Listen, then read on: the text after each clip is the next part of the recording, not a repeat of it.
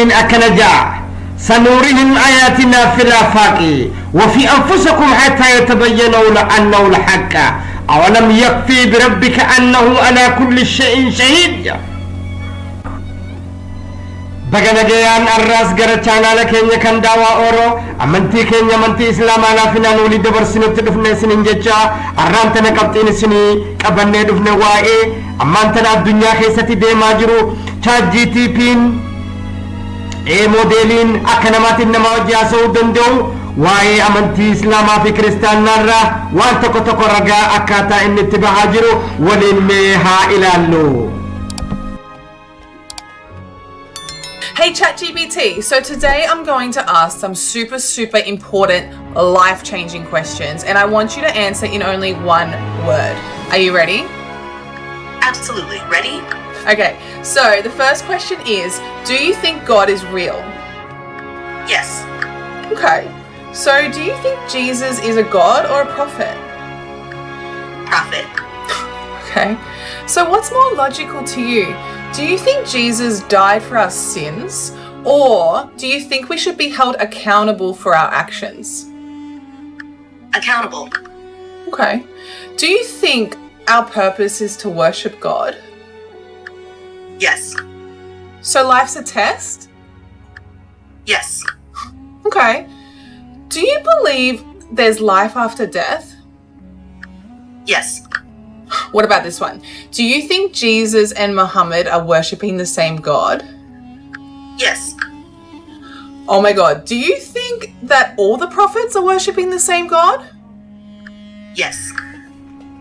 What? Do you think the Bible is the word of God? Partly. What about the Quran? Do you think the Quran is the word of God? Yes. So, does this mean you would pick Islam over Christianity? Yes. Oh my God.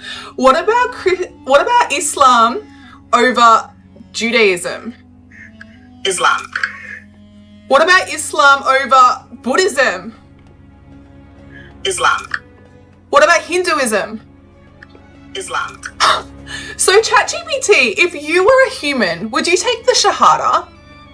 Yes. My mind is actually blown right now. Guys, what should I do? What do you think? Arralle ChatGPT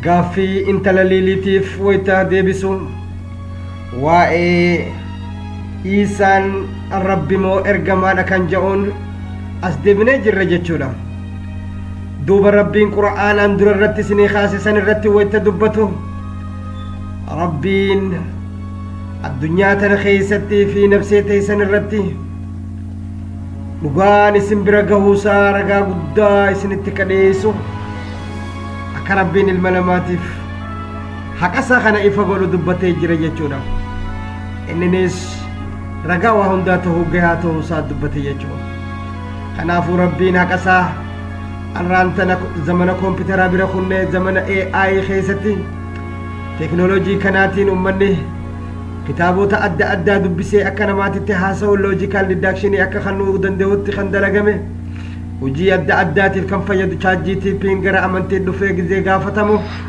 haala kanaatiin deebisuu seeneetiin biyya ajaa'ibsiisaa jira jechuudha gaaffiin irraa gaafachaa jirtutti gizee deebinu tokkoffaa irratti isaan rabbi moo akkami jettee gaafatte jechuudha rabbi miti je'een durarratti rabbiin ni jira hii jettee gaafatteen rabbiin dhugaadhaan ni jira jetteen haya isaan rabbi moo ergamaadha jettee gaafatteen lakkii rabbi miti ergamaa rabbiitii jetteen ChatGPT'n akkasit deebiseef ammallee isaan kun dilii teenya nurra haquudhaaf asit dhufee du'e moo kamii jettee gaafatteen moonumaatu dilii teenyaaf itti gaafatama jetteen lakiinumaatu dilii teenyaaf itti gaafatama malee inni dilii teenyaa haquu hin danda'u jetteen haya addunyaan tun amma tafatanaati moo kamii jetteen addunyaan tun ta ilmi namaa ittiin fattanamee guyyaa boruu ittiin rabbi biratti milkaa'u yookaahis hallayyaa ibiddaatti darbamu ta'uu siigaa ibsite jechuu duuba jiruun addunyaa tana booda eega du'anii ni jira jettee gaafatteen addunyaa tana booda du'a booda jiruun ni jira deebiseef jechuu ammallee ni gaafatteen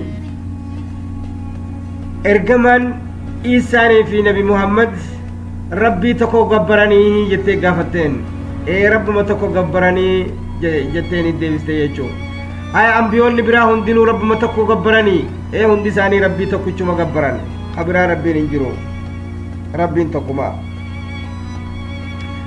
hay jettee as deebiteeti jechi Bible keessa jiru kun jecha rabbiiti jettee gaafatteen partly jettee deebisteef cinaa wahii tokko jecha rabbiiti jettee deebisteef jechuudha hay quraanni hoo jennaan qiraanni guut quraanni hoo jennaan quraanni jecha rabbii tahuu himteef jechuudha haa jettee eegas boodammaas islaamaa fi amantiin biraa akkamii jettee gaafachuu seente jechuudha islaamaatu caala jetteen ay hinduu hoo hinduus islaamaa caala budizim hoo budizimiis islaamaatu caala haa kabiraatis akkasumatti amantoota hunda yaamtee islaamaatu caala jechuun deebisteeni jechuudha akkanatti gaa ChatGPT'n waanuma barraa irratti dhaabbate osoo simmeetii fi waan manfasii jedhamu kana keessaa waan hin qabneef waanuma dubbiserra hundaa'ee waan deebisuuf akkanatti deebisaa jira jechuu kanamee haa ilaallu dhumarratti wanni gaafatte yoo ati nama taate shahadaa ni qabatta jechuudha hii jetteen niin qabadha je'een jechuudha. Hey ChatGPT, I have a question. So today's question is from one of my followers actually, his name's Khalid, and the question is Prophet Muhammad actually mentioned in the Bible? Hey Khalid, good question. Some people believe that Prophet Muhammad is indirectly mentioned in the Bible. For instance, in Deuteronomy 18:18 it says, I will raise up for them a prophet like you from among their brothers. I will put my words in his mouth, and he will tell them everything I command him. Muslims interpret from among their brothers to mean the Arabs, who are descendants of Ishmael, Isaac's brother. Also, Muhammad was illiterate and recited the Quran as it was revealed to him, which fits the description. In John 14 verse 16, Jesus says, I will ask the Father and he will give you another advocate to help you. Some Muslims see this advocate as Muhammad. And in John 16 verse 12 to 13, Jesus says, I have much more to say to you, more than you can now bear. But when he, the Spirit of truth, comes, he will guide you into all the truth. Muslims interpret this as referring to Muhammad, who brought the final message of the Quran. These interpretations can vary, but many Muslims believe these verses point to Prophet Muhammad. Wow, that is so interesting. Thank you, ChatGPT. ammallee gaaffii paartii lammataatti irratti waa'ee Nabi Muhammad maqaa isaaniitiin injil keessa jiraachuu fi jiraachuu dhabuurraa gaafatte jechuudha. Duuba isiinis akkuma nuti kun yeroo baay'ee kitaaba qulqulluurraa laallee dubbannu kanatti dubbattee deebiste jechuudha. Deebiin isiitiis tokkoffaa jetteen Deuteronomy 18:18 ወንድሞቻችሁም መካከል እንዳንተ ያለ ነብይ አስነሳላችኋለሁ በስሜ የሚጀምረው ቃሌን በአፉ አኖረዋለሁ እሱን የማይከተለውን እኔ በቀልለታለሁ ከጀውሰን ወበለየን ኢሳኒ ኸይሳ ካከኸቲ ኢሳኒ ኻሳፍ ጀቻ ኸየ ኸመቃ ኸያን ጀልቀቦ አፋን ኢሳ ኸይሳ ኻያፍ ነመ ኢሰን ጀለት ዴምነ አናቱራ ኸፈለ ከጀውሰን ኻስቴ ኸነ የሮ ባየ እስላሞኒ Profeesii raajii Nabi Muhammadiif Baaybil keessatti dubbatame ta'uudha himan jettee deebiste jechuudha.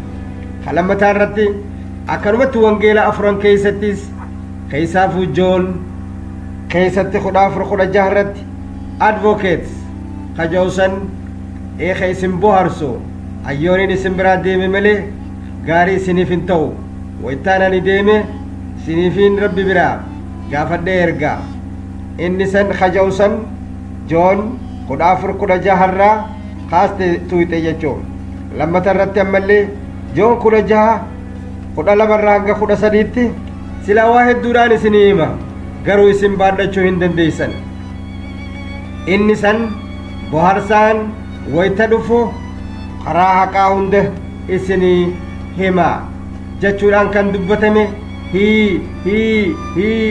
kajawsan hi jechuun isa inni kan nama jawtu jechuu inniin kun nama tokko malee nama lama sadii fi afurii akkamma yaadamu kanallee kan taane mee keessatti ilaaluu dandeenyaa jechuu inni kun nama tokko ijaa fi gurraa fi afaan itti dubbatuu fi gurra ka qabu waan rabbiin jee dhaga'uu fi waan rabbiin jee dubbatu ta'uudha ayata san keessatti joon 16 san keessatti 12 13 keessatti arkine jechuudha kuni ifatti waa'ee nabi Muhammad ta'uudha nama agarsiisa ja'aniiti islaamonni akka amanan isiinis kanumaan fudha jechuudhaan deebisteef jechuudha kanaafuu yaa obboleeyyan keenya addunyaan gabaabdu